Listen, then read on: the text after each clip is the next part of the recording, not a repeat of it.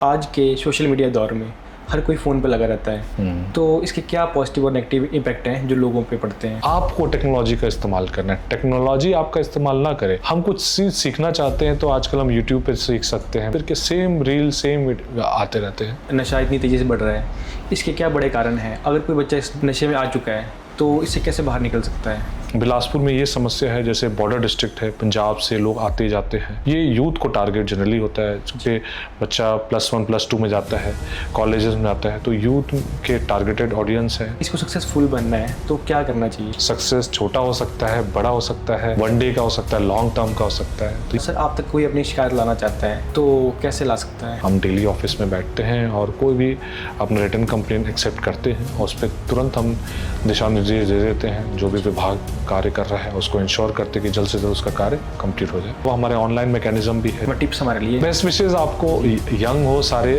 आप लोग अच्छा कार्य कर रहे हैं और बड़ा अच्छा लगा कि आप पैशनेट यंग हमारे ज़िले से आप लोग एक साथ जुड़े हैं।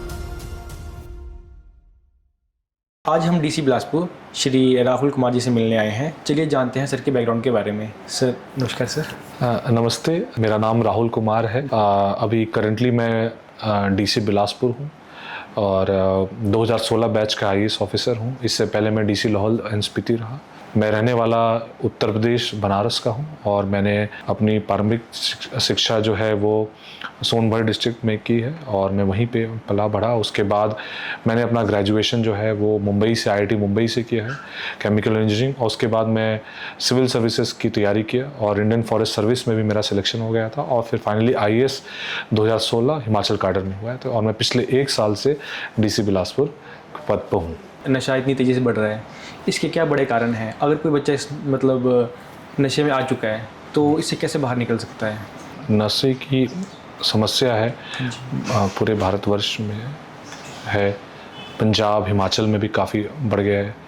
ये हमारे जो यूथ है उसको ये टारगेट ऑडियंस रहता है। हमने ज़िला बिलासपुर में सारे डिपार्टमेंट के साथ मिलकर प्रहार के तहत हम मल्टी स्टेक होल्डर अप्रोच करते हैं, जिसमें प्रिवेंटिव और पोस्ट भी हम करते हैं। जैसे मान लीजिए प्रिवेंटिव में IC एक्टिविटी कर रहे हैं, कंप्लेन सेल है जहाँ पे आप कंप्लेन कर सकते हैं। मुख्य इश्यूज़ देखिए मैं बताना चाहूँगा, ये यूथ को टारगेट जनरली होता है। 11वीं जैसे बच्चा +1 +2 में जाता है, कॉलेजेस में जाता है, तो यूथ के टारगेटेड ऑडियंस है। ये बिलासपुर में ये समस्या है, जैसे बॉर्डर डिस्ट्रिक्ट है, पंजाब से लोग आते जाते हैं, ये इश्यूज़ हैं। मगर इसको समाधान ये है कि हम सब मिल के, पूरा समाज मिल के इसको अगर हम रोकेंगे। जैसे आपको पता है कि दिसंबर में ऑनरेबल CM साहब ने बहुत बड़ा इवेंट वॉकेथॉन कराया, जिसमें सारे युवाओं को जोड़ा कि हमको चिट्टा को हराना है। इसके लिए हम सबको मिल के आगे आना है। जैसे आपका सवाल था कि अगर इसमें आ जाए तो कैसे, तो इसका रिहैबिलिटेशन हमारे सेंटर होते हैं, डी एडिक्शन सेंटर होते हैं। डिफ़िकल्ट प्रोसेस है लेकिन फिर भी लोग वापस आ सकते हैं और हम रिहैबिलिटेशन प्रोसेस पे फॉलो करते हैं। तो ये हो जाएगा।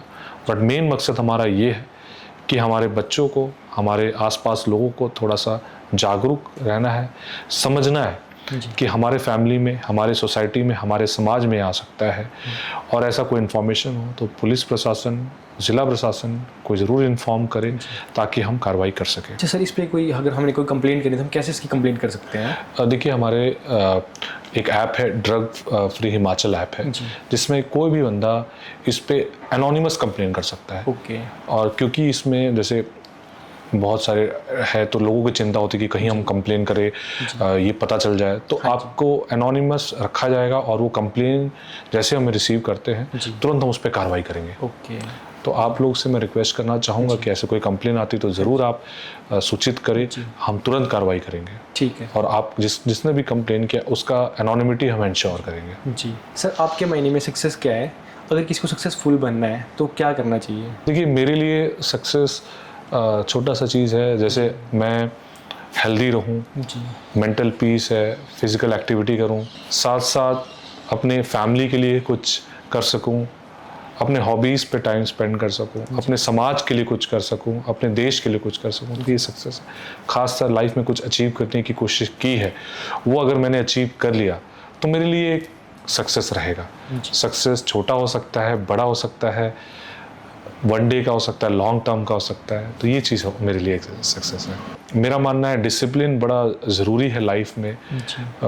आप इस एक सोसाइटी में हैं, किसी फील्ड में, चाहे आप स्पोर्ट्स में हैं, चाहे एजुकेशन में हैं, चाहे किसी भी हैं, उसमें आपको पता है कि अगर आप डिसिप्लिन रखेंगे तो शायद आप सक्सेसफुल होंगे। आपने जनरली देखा होगा कि कोई भी स्पोर्ट्स पर्सन है या एजुकेशन में है, इंजीनियरिंग में है, डॉक्टर है, उनके बड़े लाइफ में डिसिप्लिन बहुत रहे। तो मेरा मानना है डिसिप्लिन रहे, हार्ड वर्क जरूर करें, मेहनत ज़रूर करना है।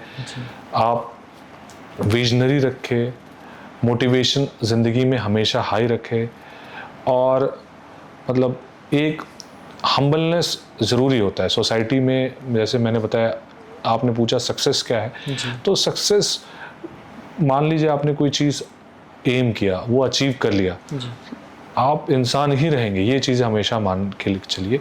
तो सोसाइटी में आप हम्बलनेस अपने ज़िंदगी का इम्पॉर्टेंट पार्ट रखिए, एम्पैथी रखिए। ज़िंदगी में एम्पैथी एक बड़ा इम्पॉर्टेंट फैक्टर है सक्सेसफुल बनने के लिए। वैल्यू ड्रिवन होना चाहिए, एम रखिए। तो कुछ 5-6 पॉइंट्स मैंने जो बताया वो खासकर युवाओं के लिए और हर लोगों के लिए अपने लिए ज़िंदगी का पार्ट बनाएंगे तो किसी फील्ड में वो सक्सेसफुल बन सकते हैं। हमारे माइंड में कुछ नेगेटिव थॉट्स आ जाते हैं कि उससे हमें कैसे हम उसको रोक सकते हैं? अब देखिए, हम सब इंसान हैं, हर इंसान में पॉजिटिव और नेगेटिव थॉट्स हमेशा आएंगे। हमें वो जो नेगेटिव एनर्जी है उसको हटाने के कुछ तरीके ढूंढने पड़ेंगे। आपने देखा होगा कि अलग अलग लोगों के अलग अलग तरीके होते हैं। जैसे आप सुबह उठते हैं, मेडिटेशन करते हैं, योगा करते हैं, एक्सरसाइज करते हैं, जैसे आप करते हैं आप थोड़ा पॉजिटिविटी फील करते हैं। हाँ जी। साथ साथ हम इतने बिजी अपने लाइफ में, अपने काम पे, कि अपने हॉबीज़ पे आप स्पेंड नहीं करते हैं। तो आप हॉबीज़ पे टाइम स्पेंड करते हैं। अगर आपको गाना सुनना, गाना गाना, क्रिकेट खेलना या कोई एक्टिविटी ऐसे पसंद है तो ज़रूर आप पढ़ें। किताबें ज़रूर पढ़ें, किताब पढ़ना बड़ा अच्छा शौक़ है। मूवीज़ देख सकते हैं। तो ये सब जो नेगेटिव एनर्जी है वो आप पॉजिटिव एनर्जी में कन्वर्ट कर सकते हैं। बट मैं कहता हूँ कि ज़िंदगी में डेली बेसिस पे आप हर इंसान खुश रहे, पॉजिटिविटी सुबह से शाम आए, ऐसा नहीं हो सकता। नेगेटिविटी सभी के थॉट में आता है। मैं सुबह आप हो सकता है पॉजिटिव है, शाम में आप नेगेटिव है। आप अपने फ्रेंड्स के साथ, अपने फैमिली मेम्बर्स के साथ समय आप बिताएं, टाइम स्पेंड करें, डिस्कस करें। आपका जो है नेगेटिव एनर्जी एक पॉजिटिव एनर्जी में कन्वर्ट हो जाएगा। आज के सोशल मीडिया दौर में हर कोई फ़ोन पे लगा रहता है, तो इसके क्या पॉजिटिव और नेगेटिव इम्पैक्ट हैं जो लोगों पे पड़ते हैं? देखिए, मेरा मानना है कि जो टेक्नोलॉजी होती है वो एक नेसेसरी एविल है।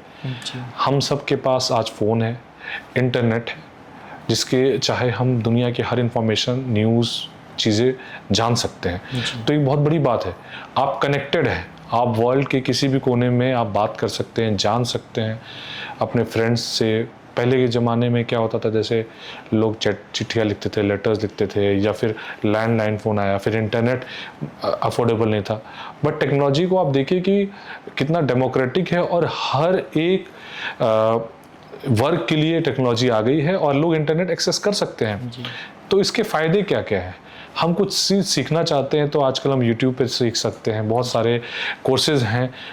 एक रूरल बैकग्राउंड का बंदा, एक जो अफोर्ड नहीं कर सकता, वो बहुत सारे कोर्सेज ऑनलाइन कर सकता है। ये बहुत बड़ी बात है। अब यही है जैसे कि it is a necessary evil. तो टेक्नोलॉजी को जब आप इस्तेमाल करते हैं तो आपको टेक्नोलॉजी का इस्तेमाल करना है, टेक्नोलॉजी आपका इस्तेमाल ना करे। आप एआई पे जब इस्तेमाल करते हैं, जैसे फोटोग्राफी की बात है, जैसे आपसे चर्चा हो रही थी, फोटोग्राफी है, ये क्रिएटिविटी है। आप जितने भी आप एआई पे आप टाइप करेंगे कि मुझे ऐसा वीडियो बनाना है, ऐसा फोटोग्राफ चाहिए, वो एंड रिजल्ट वैसा नहीं दे सकता। मतलब जो ह्यूमन ब्रेन है, ह्यूमन माइंड है, वो सबसे ऊपर है। वो चीज़ें हमें एक्सेप्ट करना है। साथ साथ जैसे जो टेक्नोलॉजी की बात करते हैं, सोशल मीडिया की बात है, घूम फिर के आप जैसे रील्स देखते हैं या सोशल मीडिया पेजेस में घूम फिर के सेम रील सेम आते रहते हैं। आप लिमिट कर दीजिए अपने टाइम को। आप जैसे आपने बोला आधे घंटे करें, 1 घंटे करेंगे। आप अदर एक्टिविटीज़ करें, जैसे फिजिकल एक्टिविटीज़ करते हैं, आप फोटोग्राफी करिए, बाहर नेचर को एंजॉय करिए, नेचर कितना सुंदर है। आप मतलब क्रिकेट खेलिए, फुटबॉल खेलिए, बैडमिंटन खेलिए। फिजिकल एक्टिविटीज़ में मैं खासकर युवाओं को ऐसा बोलूँगा कि फिजिकल एक्टिविटीज़, स्पोर्ट्स एक्टिविटीज़ में ज़्यादा फोकस करेंगे तो आपका तुरंत, जैसे ही आप मोबाइल वगैरह से दूर जाएंगे, मोबाइल आपसे कम होता जाएगा। समय फिक्स करिए, किताबें पढ़िए, टेक्नोलॉजी का इस्तेमाल करिए। किताबें कोशिश करें फिजिकल कॉपी आप पढ़े, लाइब्रेरी में बैठे, इंटरनेट से थोड़ा दूर रहे, तो ये सब चीज़ें रखें। तो ये चीज़ें मैं कहूँगा कि टेक्नोलॉजी जो है एक ऐसा है कि एक इस बून और बेन की बात करते हैं तो दोनों पॉइंट मैंने बताया। जब बून कि आपको ऐसा इन्फॉर्मेशन, ऐसे मैसेज, ऐसे चीज़ें आप दे दिया है। बेन इसलिए कि लोग ज़्यादा ऑब्सेस्ड हो गए, प्रोडक्ट बन गए हैं, ना कि प्रोडक्टिविटी बढ़ाने की। तो ये सब चीज़ें हैं। आप अगर अपने टाइम को मैनेज करें, डिसिप्लिन रहे, तो शायद इससे आप दूर भी हो जाएंगे और जब ज़रूरत पड़े तब आप इस्तेमाल करें। सर, आप तक कोई अपनी शिकायत लाना चाहता है तो कैसे ला सकता है? देखिए, मेरे पास अगर कोई शिकायत लाना चाह रहा है तो कोई भी हमारे दफ्तर में आ के, हम डेली ऑफिस में बैठते हैं और कोई भी अपना रिटन कंप्लेंट एक्सेप्ट करते हैं और उस पर तुरंत हम दिशा निर्देश दे देते हैं। जो भी विभाग कार्य कर रहा है उसको इंश्योर करते कि जल्द से जल्द उसका कार्य कंप्लीट हो जाए। इसके अलावा हमारे ऑनलाइन मैकेनिज़्म भी है, जैसे ग्रीवेंस रिड्यूसल मैकेनिज़्म हमने रखा है। साथ साथ जो हमारा सीएम हेल्पलाइन है उसमें भी हम क्वेश्चंस को लेते हैं और उसको टाइम बाउंड मैनर पे, समयबद्ध तरीके से उसको हम क्लोज करना, उसको कंप्लीट करने की कोशिश करते हैं। टिप्स हमारे लिए मेहनत करो अच्छे से। आप लोग कहाँ, घुमारवीं से सारे लोग? हाँ जी सर, घुमार। अच्छा सर, और भी टीम मेंबर्स हैं हमारे, मतलब। अच्छा, बट वो ये कि थोड़ा स्टूडियो में है वो। अच्छा। तो इसको एडिट वगैरह आपके स्टूडियो में होता है? सर, हमारे एंड से सारा काम होगा। सर, हमारी एजेंटी भी चंडीगढ़ में है ना। हाँ जी, तो हमारा काम यहाँ से, मतलब हम होलसेलर भी हैं। अच्छा। हम काम इकट्ठा करेंगे यहाँ पे, फिर उसको बनवाएंगे, फिर से उनको डिलीवर करेंगे जाके। अच्छा, तो ओके। एजेंटी वाला काम भी हमारा है। चलो, बढ़िया करो आप, बढ़िया से। बेस्ट विशेष आपको, यंग हो सारे, आप लोग अच्छा कार्य कर रहे हैं और बड़ा अच्छा लगा कि आप पैशनेट यंग हमारे ज़िले से आप लोग एक साथ जुड़े हैं और मेहनत करते रहिए। आपका कार्य के बारे में मैंने सुना, देखा भी, आपने मुझे कुछ वीडियोस भी दिखाए, तो शुभकामनाएं हैं, आप करें और अच्छा कार्य करें और उस पर मतलब बेस्ट विशेष है मेरी तरफ से। Be do well. Thank you sir. Okay.